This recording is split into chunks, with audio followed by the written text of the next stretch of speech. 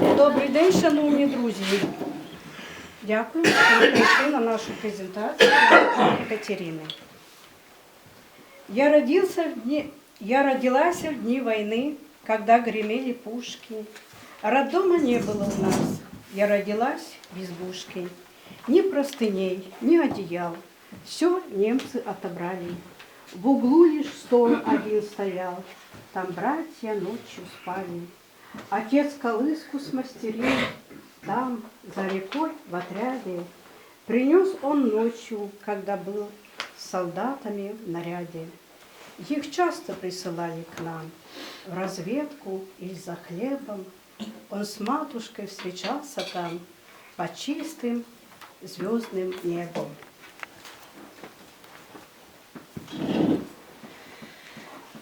Когда началась война, на второй день сразу у нас собрали в селе людей. Вот это мне бабушка, мама рассказывали. И забрали всех на фронт. И моего отца тоже. Ну, они прошли всего километров 30-40. Сами знаете, 4 часа уже бомбили Киев. Вот. А наши солдаты, когда вышли встречать немцев, вот, и их же тут же, если вы знаете, где у нас Черкасы, там километров 30-40 от нас были Черкасы. И, в общем, их расстреляли всех танками, вот, и из самолетов. И кто остался живой, вот, солдаты, они удрали в лес, там был лес недалеко. Вот, и вся моя книжка, тут и написано про этот черный лес и про партизан. И отец так оказался в партизанах. Вот. Они собрали свой отряд партизанский, вот, и мать с отцом иногда встречались. Когда отец уже, он знал с детства, там жил и знал все дорожки и пути к этому лесу. Вот там были, нас разделяли болота и плавни. И с нашим селом. И он эти все дорожки с самого детства знал. Он мог кого угодно провести, мама тоже знала, потому что они потом поженились. Вот и детей двое уже, у мамы было двое детей, 2 мальчика. Один 38-го, другой 36-го года. А нас еще не было с братом, с младшим. Вот. И потом, значит, когда он приходил к нам домой, и он встречался с мамой. Маме, конечно, когда он был в партизанах, было очень тяжело. До такой степени тяжело, сейчас даже тяжело, и они потом еще 2 родили. Вот, и у нее стало 4 детей, есть нечего было, холод, голод, разруха, дом разбомбили почти что. И так потом после войны, когда война закончилась, вот, у мамы осталось 4 детей. Она не знала, как нас воспитать, как с нами бороться с этой всякой нищетой. Вот. И потом получаем мы похоронку. Это самый тяжелый был день. Свое читаю. Похоронка из биографии автора. Но вот однажды утром рано чужая тетя из кармана листок бумаги бабушке дала. Та как-то сразу побелела и просто на траву присела и замолчала. Стала, как скала. А тут и тетя прибежала. Бумажный листик прочитала, заголосила, закричала: «Боже мой, да чем тебя мы прогневили? И чем тебе не угодили, что ты семью оставил сиротой?» А матушка была на рынке и что-то принесла в корзинке, и сразу поняла, то смерть отца. К груди прижала похоронку и в камыши пошла тихоньку. Не стала слушать уговоры до конца. Пришла она под утро, чуть живая, вся похудевшая, чужая, ни слова не сказав, опять ушла. И лишь поправила рядушку на спящих детях и в подушку всплакнула тихо, даже к тете не зашла. И не было ее 3 ночи, искали все, что было мочи. Все тропки обошли, где он ходил, но я нашла ее. Я знала то место, где она встречала отца, еще когда он партизаном был. Она сидела и рыдала, Все платье на себе порвала, и волосы лежали на земле. Увидела меня, встряхнулась, прижала к сердцу, встрепенулась. Наверное, отца увидела во мне. Тут и соседи подоспели, вокруг нее тихонько сели. Ну что ты, Полюшка, очнись и не рыдай, не мучь себя ты. 3 дня голодные ребята, привстань быстрей, назад ты оглянись. Ты видишь, там стоит Петро, Иван и Толя, и задержи на Катеньке свой взгляд. Для них должна ты жить, твоя такая доля.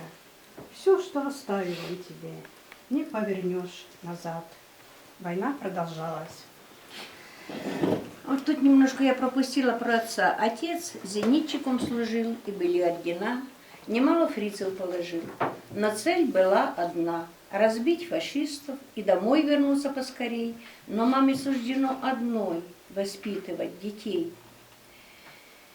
Ну, ей было до такой степени тяжело, что мы ели, что могли, всякую траву, даже ловили воробьев, это такое было очень вкусное мясо, знали, где они сидят, шаек ловили, тоже ели, их яички тоже ели, и все такое прочее. Вот. Ну, тут конец. Всегда мы что-то целый день жевали, и всякой всячиной наполнен был живот.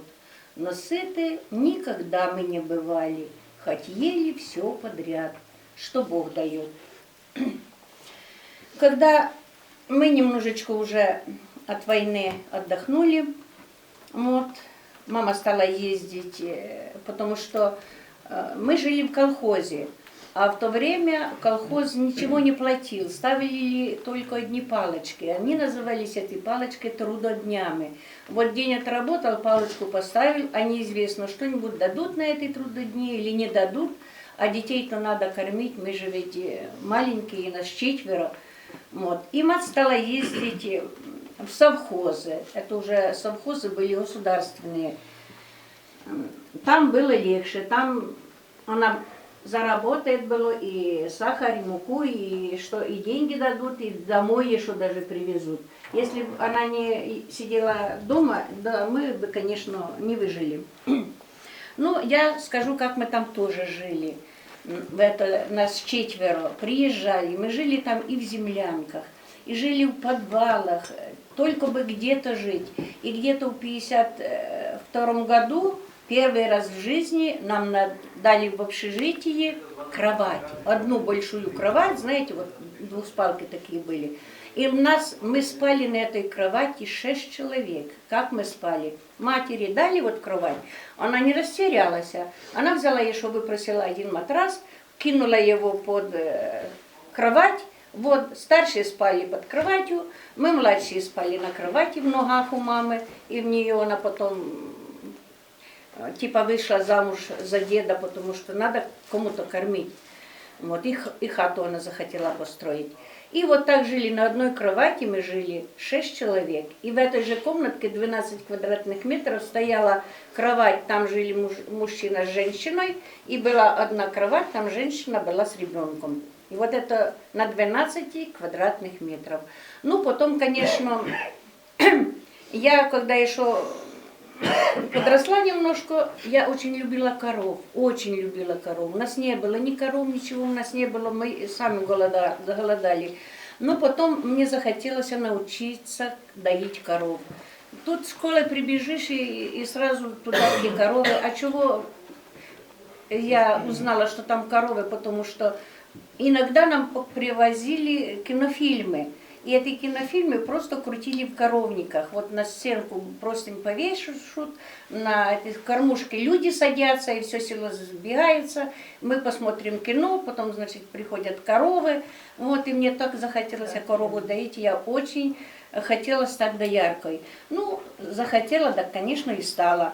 И когда ходила в школу, мне сразу предлагали после 10 класса учителем работать, ну, младших классов. Ну, вы что, я дояркой буду, зачем мне там какие-то дети, у меня своих полно. И самое главное, вы знаете, А что тут еще у меня? Школа. Как в А, школу в школу. ходили? А мы ходили еще, вы знаете, мы ходили в школу за 12 километров. Она, когда мы были маленькие, с 3 класса по 7 мы ходили за 7 километров, пешком ходили. Вот. И по дороге там, может, заблудились один раз, нас еле нашли, потому что мы по дороге идем, и вот что растет там возле дороги, огороды, мы этого, конечно, все ели подряд, пока дойдем до школы, забыли, куда идти шли. Приходим домой, нас ищут, ну, домой все, мы домой приходили. Вот, тут у меня немножко сказано. Помню, как ходили мы в школу за 7 километров. Тогда было мне 10. Такие, как я, в 7 утра выходили, шатаясь от ветра, стайкой шумных подростков. И тут пишется, как я заблудилась, и не я, а всем. Вот. Ну, что у меня дальше? Ну, стихи как